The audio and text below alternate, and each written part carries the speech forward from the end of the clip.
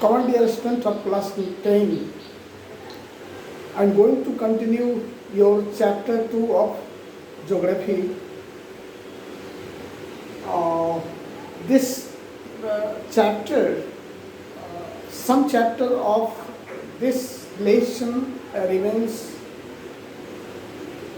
untouched in previous session, so I will try to solve those topics which were remained in that session. Here, subtopic is type and distribution of forest. Type and distribution of forest. In previous session, we already cleared that conservation of forest and wildlife is very necessary for us and for the betterment of every living beings. Here, I will try to understand those steps taken by our government to conserve natural forest and wildlife. For this, the government protected forest area and classified all the forest cover of our country in some types. Here, there are 3 types of forest through which our government tried to protect them.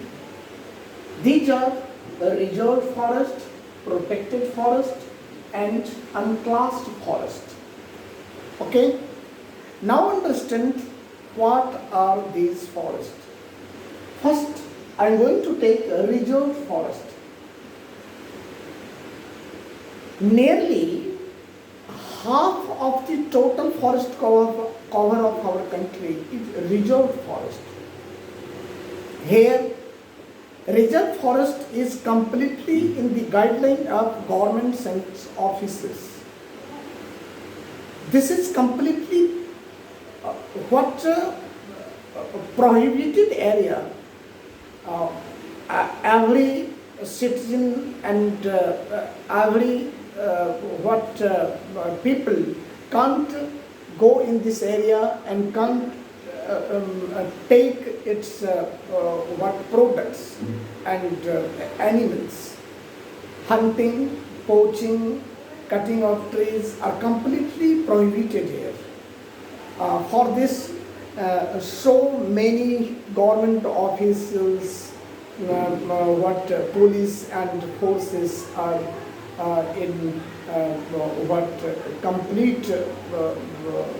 completely give their protection to this area. Bharat का जो लगभग half portion है पूरे forest cover का, वो reserve forest के अंतर्गत आता है। इस फॉरेस्ट में आप जा नहीं सकते हैं, यहाँ के किसी प्रोडक्ट को आप बिना अनुमति के नहीं ले सकते हैं, आप यहाँ पे हंटिंग नहीं कर सकते हैं, किसी जानवर को नहीं मार सकते हैं। This is reserve forest. This is highly protected area. Second class forest is protected forest.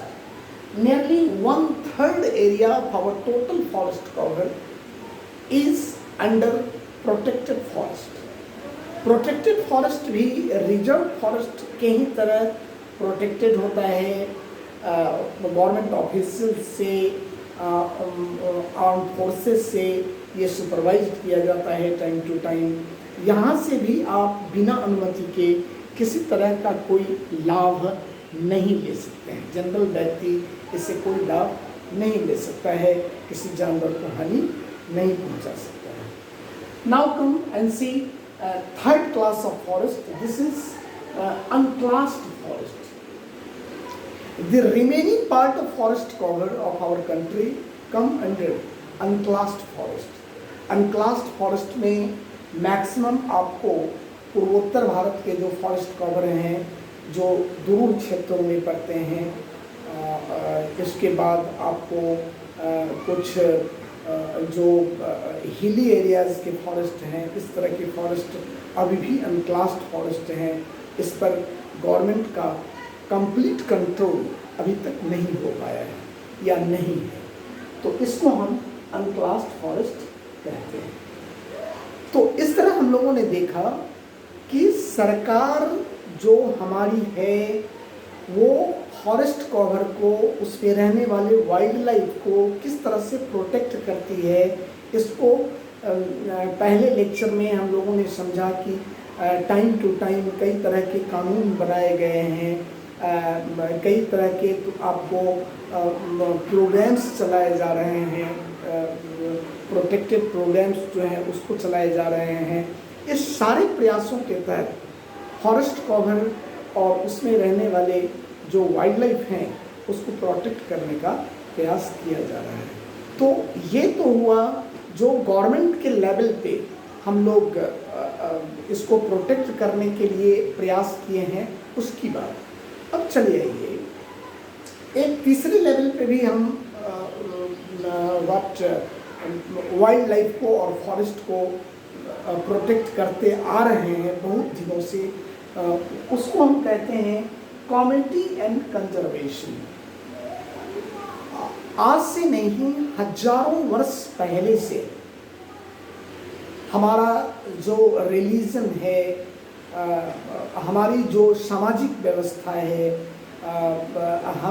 हमारा जो कल्चर है, उसमें जो ट्रेडिशन और कस्टम्स हैं, उसको अगर आप ध्यान से देखने और समझने का प्रयास करेंगे तो वहाँ भी आपको समझ में आएगा कि हमने बहुत सारे सोशल एंड रिलीजियस इस तरह के कस्टम और कल्चर डेवलप किया है जो और कुछ नहीं बल्कि फॉरेस्ट और वाइल्ड लाइफ के प्रोटेक्शन के लिए किया गया है।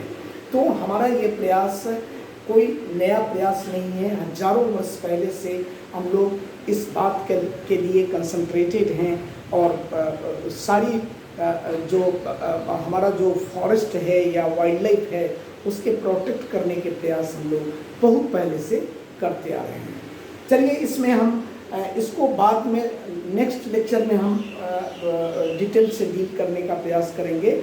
Now I am going to say you a story regarding community and conservation of our country and of our culture and religion।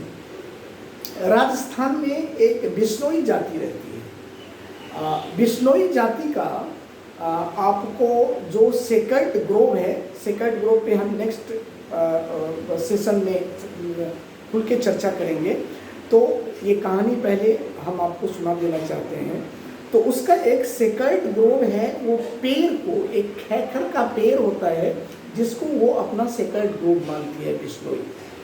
तो ये कहानी है 1947 से पहले का, जब भारत में छोटे छोटे रजवाड़ा हुआ करते थे। तो राजस्थान के राजा ने उस खैखर के पेड़ को काटने का ऑर्डर दिया।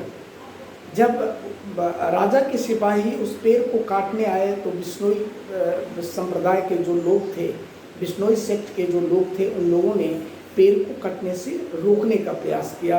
राजा के सिपाहियों को पेड़ नहीं काटने दिया। इस पर सिपाहियों में और वहाँ के स्थानीय लोगों में एक झड़प हुई।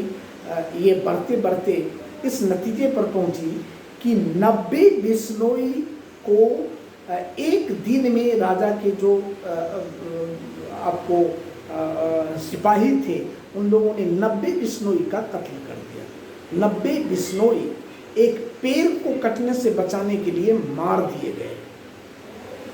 जब ये बात राजा के कानों तक आई और उसने इस संपूर्ण कहानी को समझा तो उसे अपनी गलती का बहुत बड़ा एहसास हुआ। उसने ये कंप्लीटली उसके समझ में ये बात आ गई कि जिस व्यक्ति की भावना एक पेड़ से इतनी श्रद्धा और विश्वास से जुड़ी हो कि उसको कटने से बचने के लिए वो अपने जान का भी बाजी लगा सकता हो, अपना जान भी न्यौछावर कर सकता हो, तो इस तरह की भावना को ठेस पहुंचाना कतई सही नहीं है। और राजा ने उस दिन से ये कानून बना दिया कि खैखर के पेड़ को राजस्थान में कोई नहीं काटेगा। तो ये हमने ये कहानी आपको बतलाया एक कम्युनिटी एंड कंजर्वेशन के तहत कि किस तरह से हम इसको वाइल्ड लाइफ को और फॉरेस्ट को कंजर्व करते आ रहे हैं। चलिए नेक्स्ट बात अगले सेशन में।